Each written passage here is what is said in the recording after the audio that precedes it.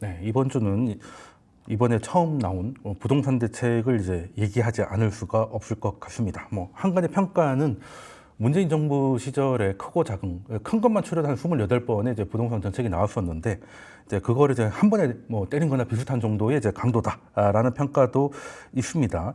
예, 주로 다른 것보다는 그 대출을 확실히 좀 줄이는 쪽으로 가고 있는 것 같습니다. 아무래도 세금을 높이진 않겠다는 발언이 있었기 때문에 그만큼 오히려 대출을 더 줄이는 쪽으로 정책 방향을 잡지 않았나 하는 생각을 좀 해보는데, 자, 그럼 일단 정책은 나왔습니다. 그리고 대출 규제로만 놓고 보면 역대급입니다. 자, 그럼 두 분께서는 앞으로 이 정책이 이제부터 이제 본격적으로 영향을 끼칠 텐데, 박신동 평론가님께서는 이제 부동산의 단기 그리고 장기 흐름에 어떤 영향을 끼칠 거라고 좀 보시고 계신지 진단을 좀 듣고 싶습니다. 네, 일단은 지금까지 나온 정책 아까 말씀 주셨는데요. 예를 들어서 뭐 어떤 정부에서 나왔던 정책을 1번, 또 뭐 종류가 다른 2번, 3번 이렇게 해서 만약에 우리가 그동안 쌓아왔던 모든 정책을 딱 보면 30이라고 해볼게요. 그 중에서 이번에 뭘 골랐을까? 시장은 이런 정도로 고민했는데요. 기존에 나왔던 모든 정책의 합을 더한 것보다 더 강한 사실상 거죠. 역대급 정책이 맞습니다. 나왔다. 이렇게 보고요. 그런 측면에서 시장이 예상 못한 사이즈였다. 이게 일단 하나 좀 말씀드리고 싶고, 또 하나는 시기입니다. 제가 볼 때는 문재인 정부 때의 실책을 반복하지 않겠다는 의지가 좀 읽히는데요. 예를 들어서 대출 규제 관련해서 A라는 대책을 내면 시장이 바로 우회로를 뚫는다든지 그렇죠. 좀 기다려 보니까 충분히 뭐 정책을 압도할 수 있을 것 같다라고 하니까 다시 시장을 이기고, 그러니까 뒤이어서 다시 시장을 잡으려는 대책이 또 나오면서 시장을 후행하는 정책들이 계속 시장을 양태모를 했죠. 그렇죠. 뒷덜미를 잡아가는 정책이 나오거든요. 그런 실책을 다시 하지 않으려면 어떻게 해야 되느냐? 아예 따라올 수 없는 정도의 압도감과 선행, 후행이 아닌 선행적으로 대책이 나와야 된다. 이 두 가지가 이번 정책에 제가 볼 때는 중요한 성격이 아닐까 싶습니다. 예상 못한 파격적 사이즈와 시점, 이렇게 볼 수가 있고요. 그러다 보니까 제 입장에서는 확실하게 정책의 효과는 있을 것이다. 일단 이렇게 예측을 해볼 수가 있겠습니다. 뭐 단기를 어디까지로 단기를 볼 것인지는 모르겠어요. 뭐 3개월로 보냐, 6개월로 보냐는 모르겠습니다만은 그럼에도 불구하고 단기적으로는 확실하게 지금 이제 한 21주 연속으로 지금 집값이 올라간 이런 상황인데, 이것을 끌 수 있는 소방수 역할은 충분히 할 수 있다 이렇게 보고요. 다만 이제 앵커님 질문처럼 그러면 장기로 볼 때까지 어떻게 볼 거냐는 거는 2기 후반 정도까지 보면 어떨까요? 그걸로는 사실은 좀 지켜봐야 되겠습니다만은 중장기 대책으로 이게 충분하다고 보긴 좀 어려워요. 뭐 추가로 또 나올 수도 있죠. 정책이. 근데 다만 제 말씀은 이걸로 불씨가 완전히 꺼지면 그걸로 충분히 역할을 했다고 보는데 이게 혹시 안 잡히면 다음 대책으로 가야지, 이제는 대출 대책으로 계속 갈 수는 없다. 그런 정도의 성격을 있기 때문에 조금 중후반기는 좀 지켜봐야 되지 않을까 싶습니다. 그럼 만약에 이게 효과가 좀 떨어진다면 대출보다는 이제 세금이나 지역별로 갈 수도 있다는 생각을. 다른 카드가 충분히 남아 있긴 하죠. 그리고 카드가 남아 있으니까요. 그러면은 후장님께서는 이번 정책 어떻게 보셨습니까? 저도 박시동 평론가님 말씀에 적극 공감을 하는데요. 원래 이제 우리가 부동산하고 이제 싸운다라는 표현을 하면 그 표현이 좀 어폐가 있습니다만, 아무래도 부동산을 이제 잡아야 되니까 부동산을 잡기 위해서는 평론가님 평론가님 말씀하신 것처럼 먼저 우리가 예상할 수 있는 것을 뛰어넘는 것이 지금 이제 하죠. 지금 이제 심지어 관련 부처 장관도 정해지지 않은 상태에서 정말 임기가 시작된 지 한 달도 안 됐는데 이런 것들을 좀 내세웠다라는 것은 정말 사전에 치밀한 준비가 있었다. 그러니까 이런 표현이 적절할지 모르겠습니다. 마치 한 아이를 잡듯이 우리가 이제 극단적인 방법을 좀 쓴 게 아니겠나라고 좀 말씀드릴 수 있겠죠. 그리고 우리가 이제 어떤 정책이든지 간에 피해를 보시는 분도 당연히 계시죠. 선의의 피해가 되든 뭐 피해가 되는데, 그런 것들에 대한 고려사항보다 일단 지금 주불을 꺼야 된다라는 측면에 있어서 주불에다가 그 끄는 과정에 있어서 집이 며칠 무너진다라든지 아니면 뭐 이렇게 약간의 피해가 있는 것도 감안 안 하고 일단 때려야 될 것을 정확히 때렸다라고 저는 생각을 합니다.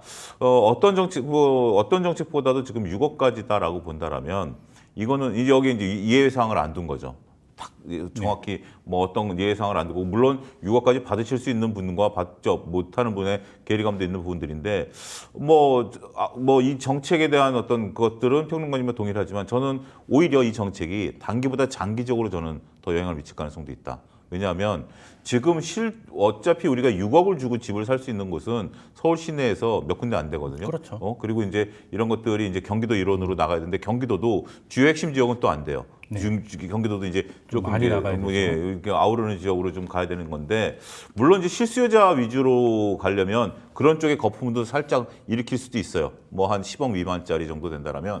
근데 저는 실질적으로 수요 자체가 꺼지게 되면 우리가 심리잖아요. 부동산이라는 건 심리인데 오르게 될 것이다. 민주당 정권에서는 오를 것이다. 노무현 때도 그랬고 문재인 대통령 때도 그랬기 때문에 이런 부분들인데 심리를 쫙 불을 끼얹은 상태에서 이제 내가 집을 살려고 해도 못 사. 그러면 당장은 집이 좀 싸 보이고 특히 이제 핵심 지역에서 집이 싸 보이고 또 집을 보유하고 계신 분들이 뭐 굳이 나는 안 팔아도 돼라고 볼 수는 있긴 하겠습니다만 이게 수요라는 게 어느 정도 영끌 수요들이 맞춰줘야 되는 건데 이제 영끌 수요 자체가 사라지는 거 아니겠습니까? 그러면 그 지역 내에서 재개발 재건축이 이루어지고 인근 지역에서 재개발 재건축이 공급이 늘어나면 늘어날수록 실질적으로 우리나라에서 막대한 부를 갖고 계신 분들도 많지만 보편적으로 거기에 입성하려는 분이 아직 막혔다라는 것은 내가 입성 못했다라는 불이익도 있지만 거기에 대한 수요 자체를 사라지게 한다라면 그들만의 리그 내에서 과연 이것이 계속 유지될 수 있겠느냐라는 부분들을 놓고 본다라면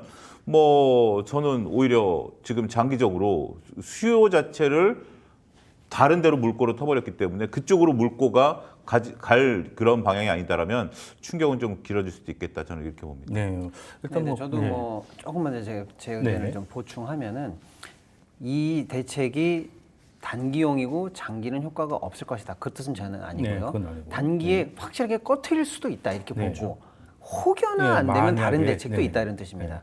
근데 얼마나 그러면 그 효과를 확신하느냐라고 했을 때 제가 볼 때는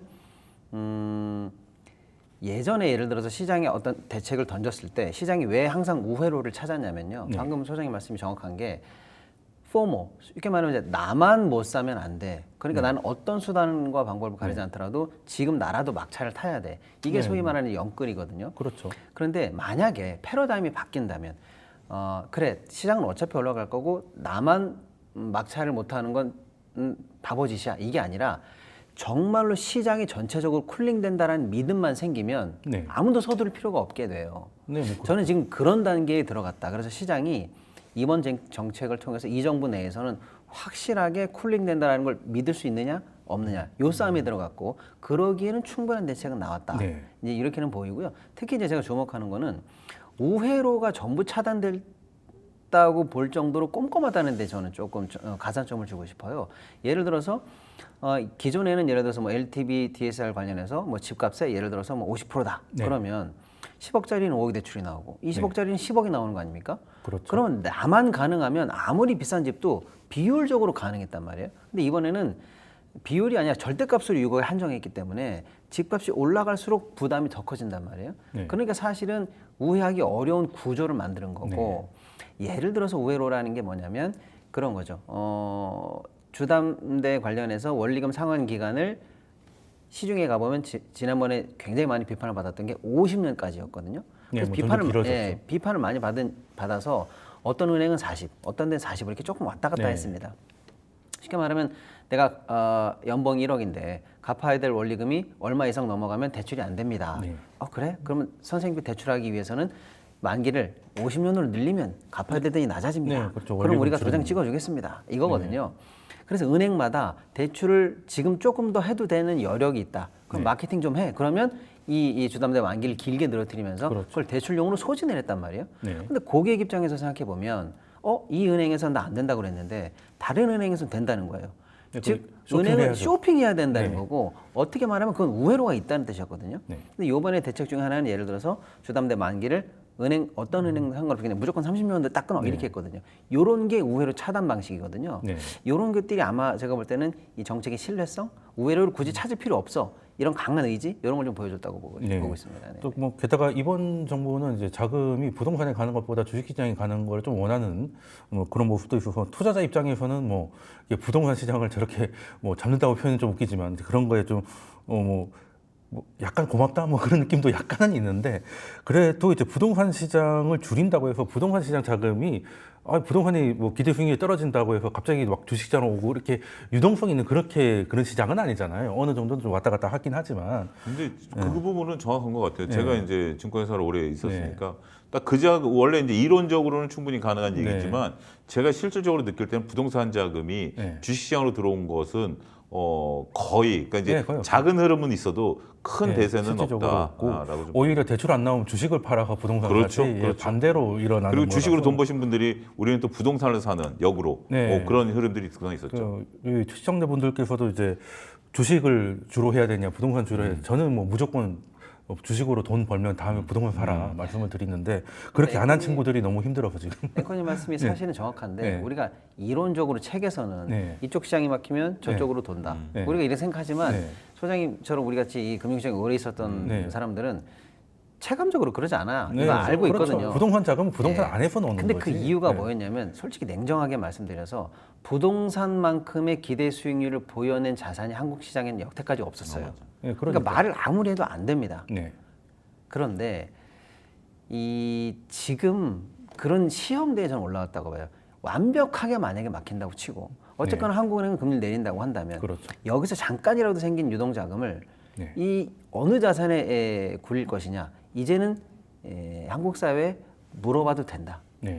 그런 어떤 질문을 이제 던지는 다른 장으로 넘어가는 단계가 아닐까라고 기대는 해보겠습니다. 이걸 뭐 좀 고급지게 표현하면은 이제 부동산의 이제 주거용 외에 뭐 상업용 부동산의 이제 수익률보다 코스피의 배당 수익률이 더 높아지면 이제 대형 자금, 리츠 자금이나 이런 것들은 이제 부동산에서 어차피 금융 자본이었으니까 금융시장으로 올 수 있다 이런 기대감이 생기고 있는 건 이제 분명한 사실인 것 같습니다. 여기서 우리가 좀 추가적으로 봐야 될 게 이게 지금 어떻게 보면 저는 이런 측면도 우리가 좀 봐야 될 것 같아요. 이제 뒤에 말씀하신 걸 제가 땡겨온 부분도 있긴 하겠습니다만 우리가 단순하게 6억만 쳐다볼 게 아니라 그 지금 현재 6억이 아니더라도 시행될 정책이 있었어요. 7월 달에는 스트레스 이제 DSR 부분이 줄어드는 부분들이 있고 요것도 말고 생애 첫 주택이라든지 신혼부부 전세 대출도 금액이 줄어요. 그러니까 요 자체로만 놓고 봐도 지금 이제 2030 세대들이 실수요자로 해야 되는 부분들이 이제 내가 결혼하고 전세 자금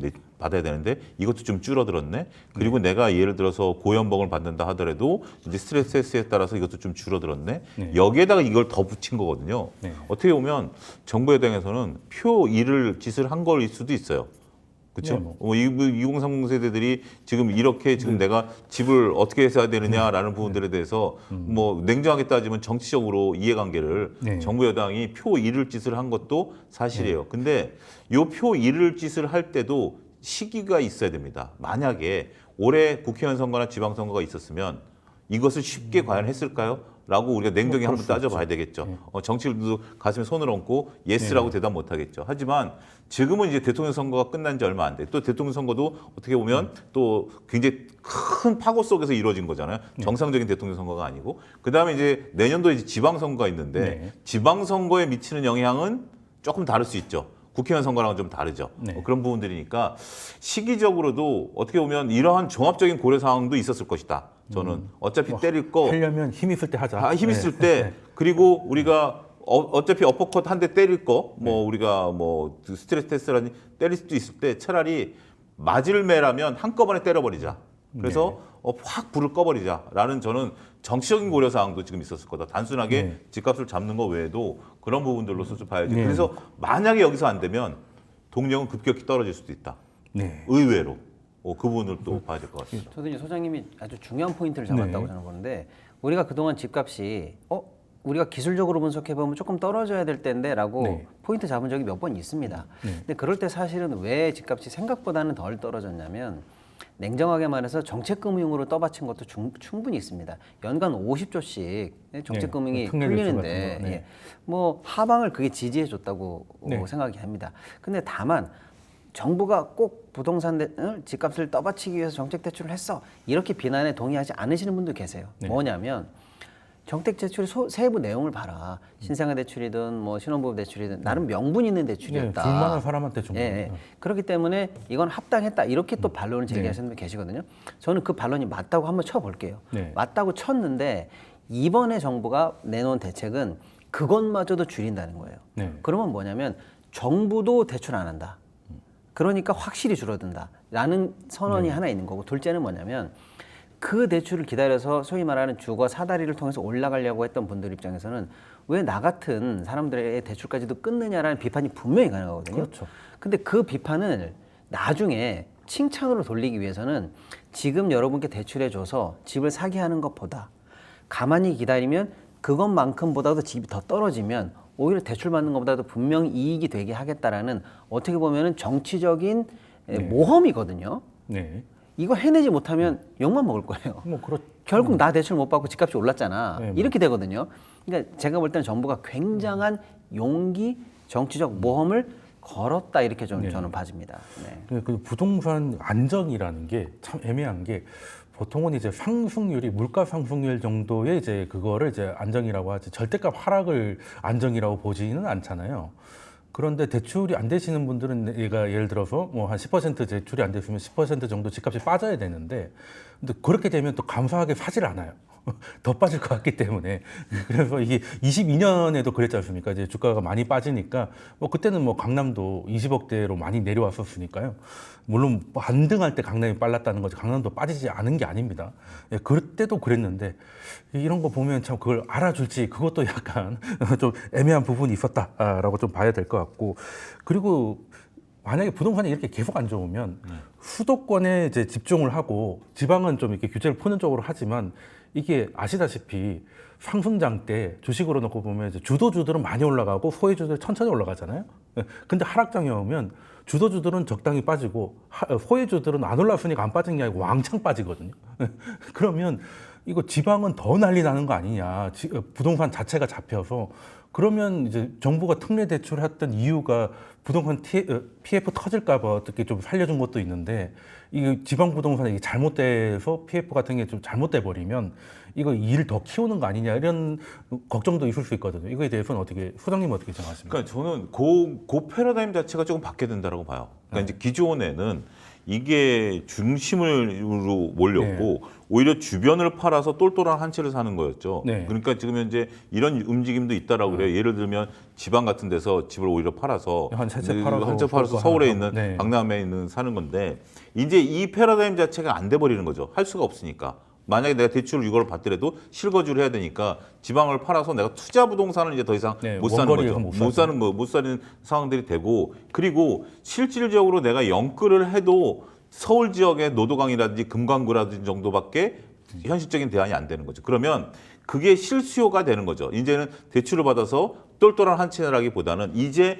내가 대출 여력을 받아서, 내 현금 여력을 받아서 살 수 있는 아파트가 어딜까? 예를 들어 아파트는 살 수 있는 지역이 어딜까?라고 본다라면 이게 체력이 저는 건강해지는 거라고 봐요.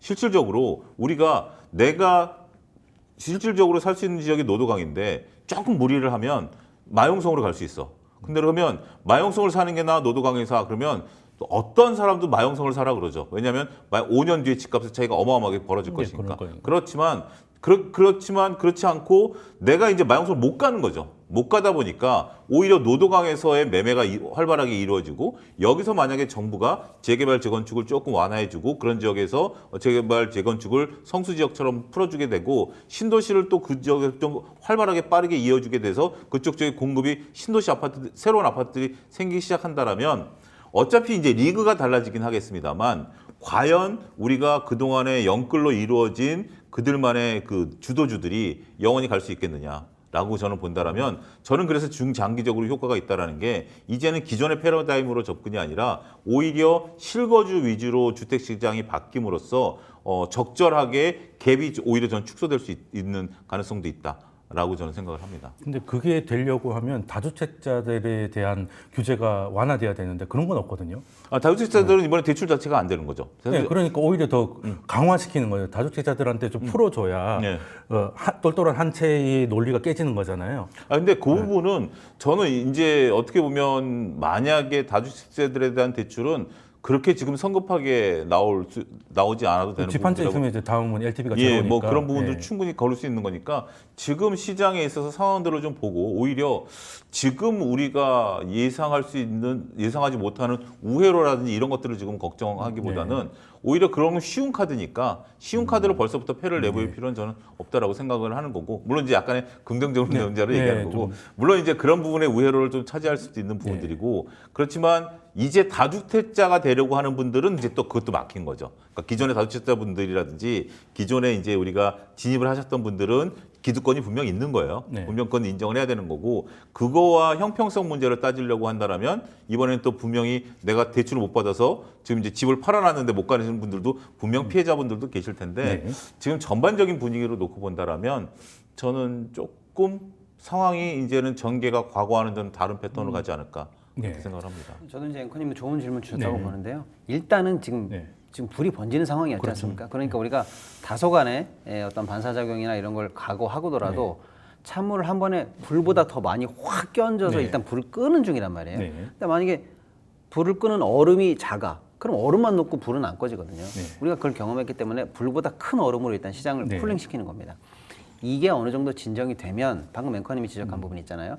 그러면 실소유 시장 내에서의 매매를 좀 더 정상적이지만 활발하게 할 수 있는 방법, 또는 지방 미분양이라든지 이 지방 부동산 대책을 어떻게 좀 양성화 더 빨리 할 건가. 저는 이게 이번 시장이 쿨링되면 그때는 충분히 논의할 수 있다고 봅니다. 근데 다만 그때는 조금 더 시장 친화적인 대책이 저는 나와도 좋다고 봐요. 예를 들면 방금 말씀하신 것처럼 야, 다주택자들이 결국은 매물을 많이 내보내야 될 거 아니야. 이런 얘기 할 수 있잖아요.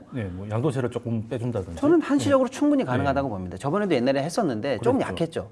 그리고 한다는 믿음이 좀 덜했어요. 근데 이번에는 예를 들어서 정말 양도세 한시적으로 감면해 줄 테니까 확실하게 풀어라. 이런 거 시장 쿨링되고 나서 할 수 있다고 봅니다. 그다음에 지방 물건에 대해서 뭐 특별한 지역을 정해가지고 예를 들면 수도권에 뭐 우리가 얘기했지만 알겠습니다. 지역 투기를 좀 더 억제하기 위해서 이쪽은 강화한다?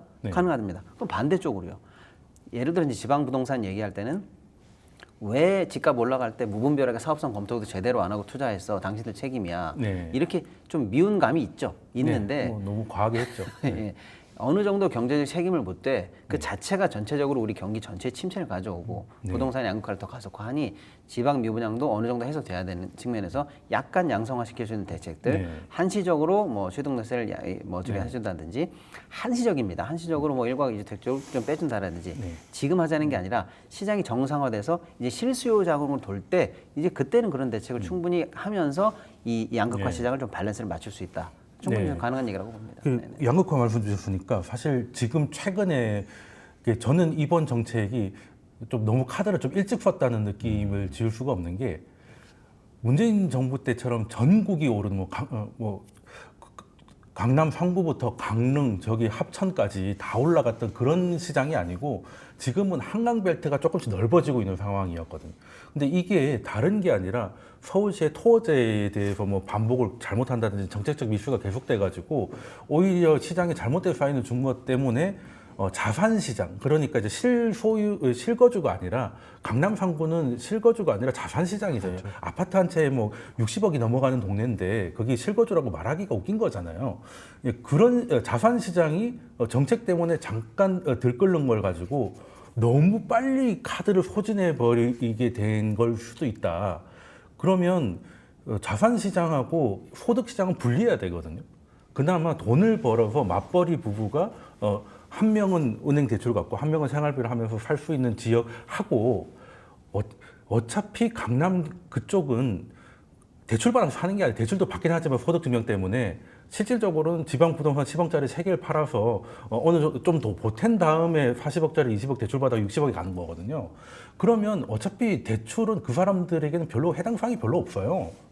그리고 대출을 2, 30억 해준다고 한들 2, 30억 이자가 얼마인데, 그거를 이제 살 수 있는 사람들이 그냥 대출이 조금 좀 막힌다고 해서 못 살 것 같느냐? 그건 아니라고 보거든요. 그러니까 자산 시장을 보고 소득 시장까지 너무 빨리 참고로 끼얹은 거 아닌가라는, 그러니까 카드를 좀 일찍 소진했을 수도 있다는 우려도 분명히 있거든요. 물론 이제 그렇게 되죠. 근데 저는 오히려 그게 더 긍정적이다라고 봐요. 왜냐하면 이게 들불이 더 커져버리면 피해자들이 많아지는 거죠. 오히려 지금 예를 들어서 내가 그게 지금 넘어가가지고 이게 지금 두 가지인데요. 하나는 지금 현재 이렇게 조기에 카드를 쓸 수밖에 없었다라고 저는 생각하는 게 일단 우리가 학습 효과라는 그 심리가 먼저 움직이기 시작했다라고 저는 봐요. 그러니까 이제 지금은 그 말씀하신 것처럼 시발점은 우리가 이제 토어제에 따른 부분들이었었는데 그게 이제 그 일부 지역뿐만이 아니라 이제 야 이제는 민주당 정부가 들어섰기 때문에 못 잡을 거야라는 어떤 수많은 인플루언서들의 어떤 얘기들 여러 얘기들이 이제는 학습 효과를 통해서 이제 심리를 자극하기 시작하면서 들썩들썩거렸다라는 게 첫 번째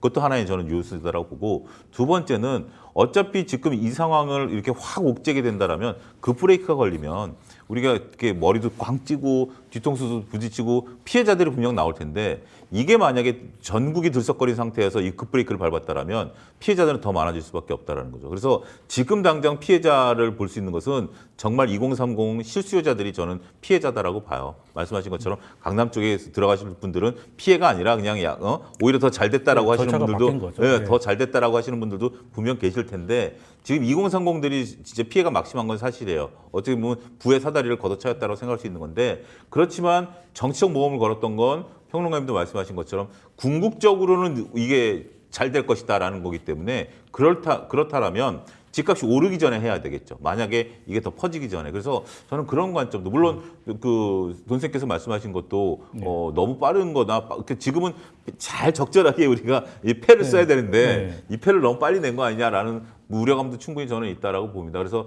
조금 디테일한 것들은 지금 이제 저는 두 번째가 이제 장관이 임명이 되고 나서 그 장관이 이제 이 부분에 대해서 조금 이제 다듬는 정책들, 다듬는 어떤 부분들, 부작용을 완화시키는 방법들 이런 것들을 좀 빠르게 만들어내는 것도 현재 지금 이재명 정부가 해야 될 숙제를 스스로 만들어버린 게 아닌가 또 이렇게 말씀드리겠습니다.